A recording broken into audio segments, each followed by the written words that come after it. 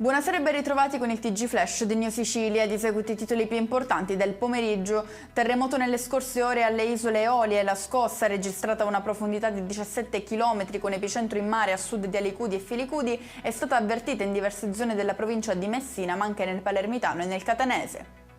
La regione siciliana ha assegnato i 4 lotti per 9 anni del servizio di trasporto pubblico locale extraurbano di passeggeri su pullman. Raggiungiamo un altro importante risultato che garantirà ai siciliani un servizio di trasporto extraurbano efficiente e moderno, ha commentato così il presidente Schifani. Arriverà il prossimo 3 marzo la decisione del GIP di Caltanissetta sulla possibile archiviazione delle indagini su eventuali mandanti esterni per la strage di Via D'Amelio. Una prima richiesta in tal senso era stata fatta nello scorso novembre, ma il GIP aveva optato per ulteriori approfondimenti. E ora parliamo dei danni provocati dal maltempo che si è abbattuto in Sicilia nelle ultime ore. I forti rovesci hanno messo in ginocchio molti comuni della parte orientale dell'isola, soprattutto nella zona di Messina, danni importanti nelle isole minori dell'arcipelago delle Eolie e nei paesi del versante sud-est dell'Etna.